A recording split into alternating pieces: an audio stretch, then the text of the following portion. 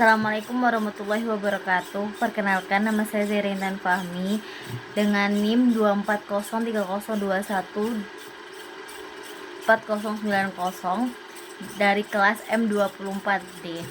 Pada kesempatan kali ini saya akan menjelaskan ulang bagaimana analisis dari mempresentasikan ulang hasil analisis saya dari sebuah artikel ilmiah yang berjudul Analisis Penyebaran Penyakit Pneumonia pada Balita di Kabupaten Jepara pada tahun 2021 sampai 2024 menggunakan model epidemiologi SIR. Tujuan dari presentasi ini adalah untuk menjelaskan bagaimana dinamika penularan pneumonia, dan juga nanti saya akan menjelaskan tentang asumsi model, diagram kompartemennya, titik seimbangnya, kestabilan model, bilangan reproduksi dasar, serta simulasi menggunakan MATLAB. Baik, pada slide ini yaitu asumsi model. Saya akan menjelaskan tentang asumsi model yang dipakai dalam artikel ini, yaitu dalam menyusun model SIR, peneliti itu membuat 7 asumsi utama. Yang pertama yaitu populasi balita bersifat tertutup atau tidak ada imigrasi masuk maupun keluar, di mana tidak ada migrasi penduduk masuk atau keluar dari Kabupaten Jepara selama periode pengamatan. Jadi perubahan jumlah balitanya itu hanya disebabkan oleh kelahiran, kematian, dan penyakit. Di poin kedua, ada individu lahir ke dalam kelompok rentan atau susceptible, atau yang artinya setiap bayi yang lahir langsung masuk ke dalam kelompok yang belum memiliki kekebalan terhadap pneumonia. Dan yang ketiga yaitu penularan terjadi melalui kontak langsung, yaitu antara individu rentan, individu yang terinfeksi, atau kalau yang individu rentannya itu di S-nya, dan juga individu yang terinfeksinya itu ada di I-nya. Semakin tinggi angka kontak, semakin cepat juga penularannya. Dan yang keempat yaitu individu yang sembuh memperoleh kekebalan. Jadi mereka setelah sembuh nih, mereka masuk ke kelompok recovered atau R dan tidak bisa tertular lagi. Yang selanjutnya adalah kematian dapat terjadi karena 2 faktor, yaitu kematian alami misalnya karena usia atau penyakit lain, dan kematian khusus akibat infeksi pneumonia. Dan selanjutnya tidak ada individu yang kembali rentan dan setelah sembuh. Ini disebut asumsi permanent immunity. Berbeda dengan penyakit flu biasa, ini tuh biasanya terjadi secara berulang. Dan yang terakhir asumsinya adalah laju penularan, kesembuhan, dan kematian dianggap konstan. Jadi selama periode 2021 sampai 2024 itu parameter ini itu tidak berubah. Ini menyederhanakan. Ini bisa menjadi modelnya itu jadi disederhana. Begitu. Selanjutnya adalah diagram kompartemen SIR. Seperti yang kita lihat di sini ada susceptible, yaitu individu rentan, dan infection individu terinfeksi, dan juga R-nya recovered atau individu sembuh. Terus ada panah dari S ke I. Dari S ke I ini bertuliskan yaitu beta SI atau laju penularan. Dari panah I ke R itu ada ini alfa I. Alfa ini bertujuan yaitu laju kesembuhan. Dan juga panah keluar dari tiap kompartemennya yang bertuliskan mu S, mu I, RI, dan juga mu R, yaitu adalah kematian alami.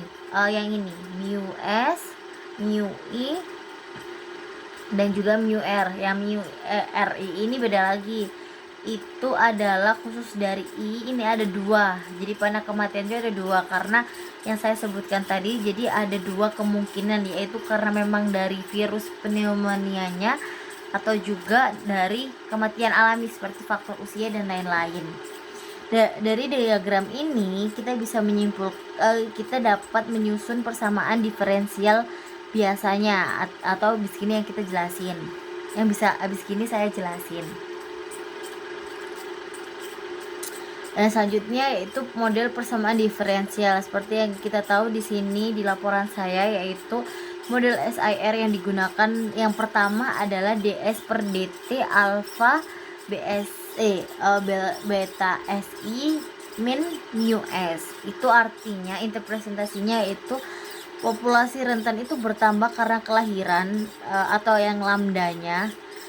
Lambdanya itu adalah populasi rentan bertambah karena kelahiran, dan juga populasi rentan berkurangnya yaitu karena terinfeksinya pada beta SI ini dan mengalami meninggal alami yang seperti saya jelaskan tadi. Itu untuk model persamaan diferensial yang pertama. Yang selanjutnya adalah DI per DT, yaitu DI per DT dari sama dengan beta SI min mu plus alpha plus R dikali I, yang interpresentasinya adalah bertambah karena penularan dari S ke I atau beta SI nya ini, lalu dikurangi karena sembuhnya itu pada alfa I, ini alfa I, dan juga mu I itu meninggal alami, dan juga meninggal karena pneumonia. Jadi ada 3 faktor, yaitu karena sembuhnya pada alfa A dikali I, dan juga meninggal alaminya yaitu mu I, dan juga meninggal karena pneumonianya pada R dikali I. Ini model persamaan diferensial yang kedua. Selanjutnya adalah persamaan diferensial model persamaan diferensial pada poin ketiga, yaitu dr per dt sama dengan alfa L min mu. Ini interpretasinya adalah bertambah karena kesembuhannya ada pada alfa I, dan juga min mu itu adalah berkurang karena kematian alami. Jadi mu-nya ini sebagai kematian alaminya. Begitu teman-teman. Selanjutnya akan saya jelaskan soal titik seimbang atau yang kita bisa sebut equilibrium point. Yang pertama ada titik seimbang bebas penyakit atau disease free equilibrium dengan syaratnya itu saat I itu tidak sama dengan 0, yaitu artinya tidak ada yang terinfeksi. Dari ds per dt sama dengan 0, lalu diperolehnya dari ini. Jadi R0 ini itu diperoleh dari ds per dt min ds per dt sama dengan 0, lalu lambda min mu S sama dengan 0, sehingga S nya adalah mu lambda per mu, dan R nya sama dengan 0, sehingga E0 nya adalah ini. Kok bisa dapat dari ini? Karena yang saya sebutkan tadi pada model persamaan diferensialnya, kita dapatkan ds per dt, di per dt, dr per dt itu disama dengan 0 semua. Lalu dicari S sama R nya, ketemu 0 R nya, dan S nya adalah lambda per mu. Lalu E0 nya kita bisa buat menjadi ini, lambda per mu 0,0. Dari data penelitian ini, yaitu lambdanya sama dengan 0,014 dan juga mu-nya 0,024, maka S-nya adalah 0,014 per 0,024, sehingga menghasilkan 0,583. Jadi titik seimbang bebas penyakitnya yaitu E0 nya adalah 0,583 nolnya dari mana? Karena tidak ada infeksi maupun sembuh. Jadi dalam keadaan bebas penyakit, jumlah balita rentan sekitar 0,583 dalam satuan proporsi populasi. Begitu teman-teman. Dan tidak ada yang terinfeksi maupun sembuh. Yang kedua, titik seimbang endemik. Jadi titik seimbang endemik ini I-nya tidak boleh sama dengan 0, yaitu penyakit ada pada dalam populasi. Jadi I-nya tidak boleh sama dengan 0. Nah, diperolehnya dari S bintang sama dengan mu ditambah alfa ditambah R per beta. Dan juga I bintangnya yaitu dari lambda per mu min mu alpha plus R per beta. Dan juga R bintangnya yaitu alpha per mu dikali I bintang. Itu dari yang saya sebutkan tadi. Jadi fungsi-fungsi ini itu berasal dari model persamaan diferensial yang saya jelaskan tadi.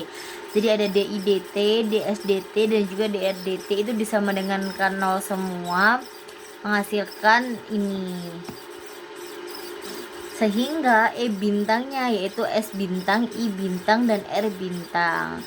Karena nanti akan kita hitung R0 nya dan ternyata kurang dari 1, titik endemi tidak akan tercapai. Jadi itu tujuan untuk menghitung titik setimbang endemik. Dan selanjutnya yang akan saya jelaskan soal linearisasi. Jadi linearisasi ini akan dilakukan menggunakan matriks Jacobian. Matriks Jacobian ini model JSI nya yaitu ini. Jadi JSI nya itu menggunakan matriks beta I min mu ini pada sini, dan juga min BS ini lebih ke kayak gitu. Pokoknya beta I BS ini seperti ini matriksnya. Ini matriks yang JSI nya. Lalu pada titik bebas penyakitnya matriksnya adalah seperti ini diperolehnya. Jadi karena kita tadi sudah ketahui E0 nya berapa, kita masukkan ke dalam matriks Jacobian ini.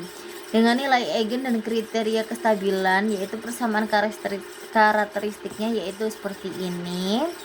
Dan nilai eigennya diperoleh dari determinan J min lambda I yaitu sama dengan 0. Nilai eigennya yang pertama lambda I nya yaitu sama dengan min mu selalu negatif karena mu itu positif. Dan juga yang kedua adalah lambda 2 yaitu beta lambda per U min mu min alpha min R. Jadi syarat stabilnya itu adalah lambda 1 itu kurang dari 0 dan juga lambda 2 itu kurang dari 0. Karena beta lambda min mu dikali mu plus alpha kali R kurang dari 1, maka saya dapat simpulkan pada linearisasi ini adalah R0 R0 kurang dari 1. Menurut kriteria Rothaus sistem stabil, semua koefisien pada pasien persamaan karakteristik bernilai positif dan seluruh nilai eigen memiliki bagian real negatif.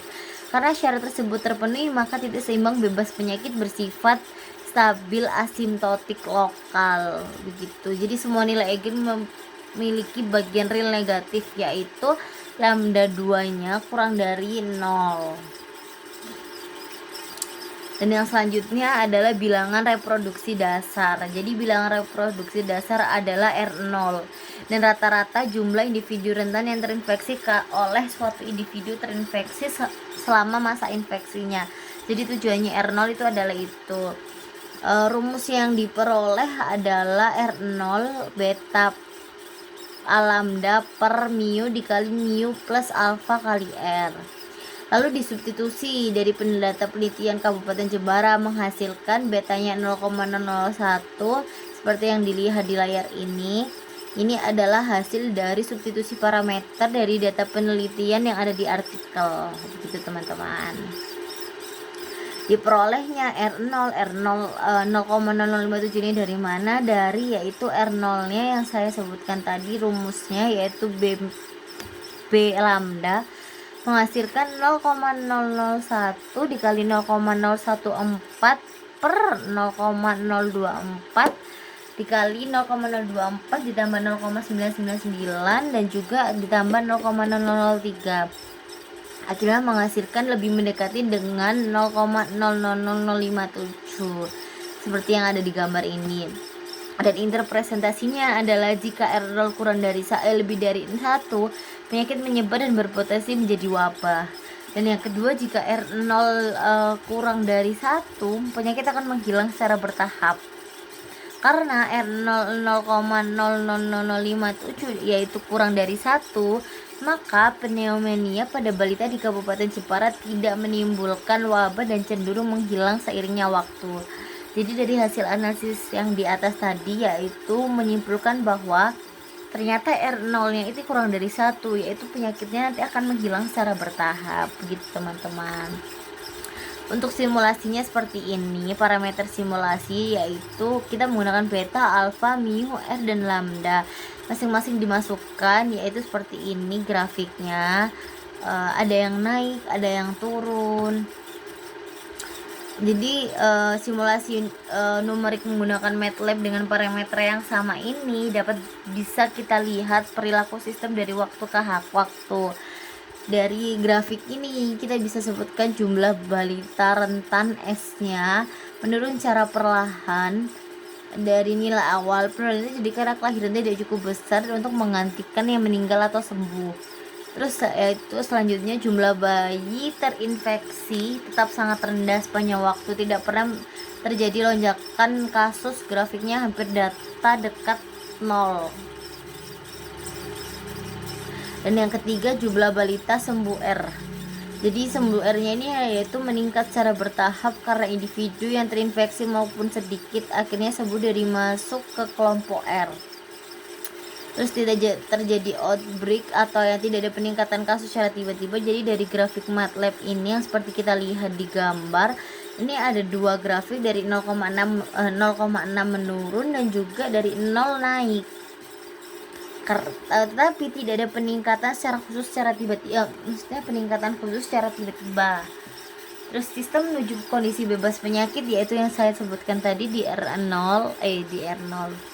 di linearisasi seiring waktu itu mendekati 0, S mendekati lambda per mu, R mendekati 0. Ini sesuai dengan titik seimbang bebas penyakit yang stabil. Jadi simulasi ini mengkonfirmasi hasil analisis matematis.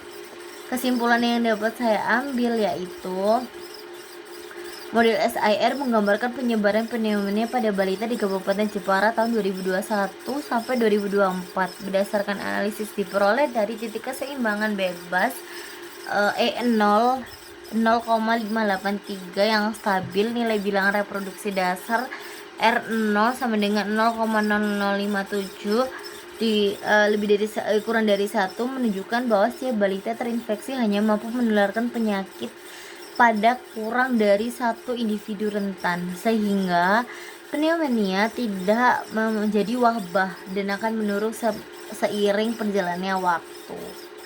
Lalu simulasi MATLAB yang saya tadi jelaskan yaitu memperlihatkan jumlah penderita tetap rendah dan populasi sembuh meningkat secara bertahap. Itu alasannya kita menggunakan simulasi MATLAB agar kita bisa mengetahui dari penyakit itu tadi apakah ada grafik yang naik secara tingkat secara tiba-tiba tidak ada sebab atau ada yang turun.